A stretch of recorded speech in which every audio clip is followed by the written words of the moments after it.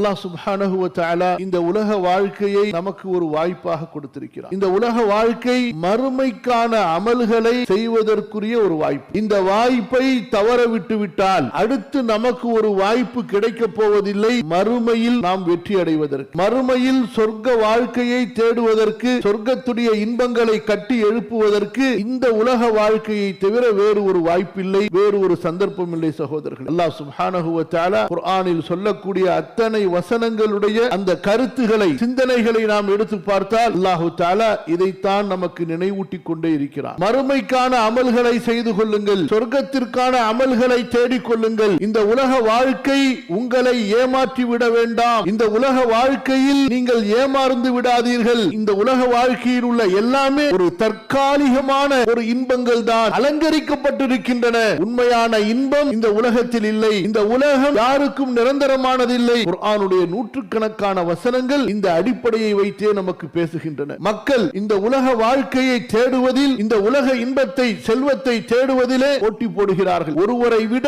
ஒருவர் வேகமாக முந்தி செல்ல வேண்டும் என்று ஆசை உடையவர்களாக இருக்கிறார்கள். அல்லாஹ் தஆலா முஸ்லிம்களாகிய மூமின்களாகிய நமக்கு சொல்கிறான், வஸாரிஉ இலா மக்ஃபிரத்தின் மின் ரப்பிக்கும் வ ஜன்னத்தின் அர்துஹா ஸமாவாத்து வல் அர்து உஇத்தத் லில் முத்தகீன். மூமின்களே, அல்லாஹ்வின் அடியார்களே, நீங்கள் ஒருவரை விட ஒருவர் முந்தி வேகமாக செல்லுங்கள். சாரிஉ, வாகனங்களை ஓட்டுவதிலே, உலக செல்வங்களிலே நான் ஒருவரை விட முந்தி செல்ல வேண்டும் என்ற அந்த வேகத்தில் அல்ல. அல்லாஹ் தஆலா சொல்கிறான், எந்த வேகத்தில்? இலா மக்ஃபிரத்தின் மின் ரப்பிக்கும், உங்களுடைய ரப்புடைய பாவ மன்னிப்பை பெறுவதற்காக, அல்லாஹ்வுடைய மன்னிப்பை பெறுவதிலே நீங்கள் ஒருவரை விட ஒருவர் வேகமாக செல்லுங்கள். அல்லாஹ் தஆலா அவருடைய மன்னிப்பை எதில் வைத்திருக்கிறார்? அல்லாஹ்விற்கு பொருத்தமான அமல்களை செய்வதில் அல்லாஹ் தஆலா அவருடைய மன்னிப்பை வைத்திருக்கிறார். தொழுகையில் அல்லாஹ் மன்னிப்பை வைத்திருக்கிறார். நோன்பிலே அல்லாஹ் தஆலா மன்னிப்பை வைத்திருக்கிறார். ஒருவருக்கு உதவுவதிலே அல்லாஹ் தஆலா மன்னிப்பு வைத்திருக்கிறார். சதகா செய்வதிலே அல்லாஹ் தஆலா மன்னிப்பு வைத்திருக்கிறார். ஒரு கண் தெரியாதவருக்கு வழிகாட்டுவதிலே, அவரை அழைத்து செல்வதிலே அல்லாஹ் தஆலா நன்மையை வைத்திருக்கிறார். பசித்தவருக்கு உணவளிப்பதிலே அல்லாஹ் நன்மையை வைத்திருக்கிறார். கைதிகளை விடுதலை செய்வதிலே அல்லாஹ் நன்மைகளை வைத்திருக்கிறார். அல்லாஹ் தஆலா எதை விரும்புகிறானோ அந்த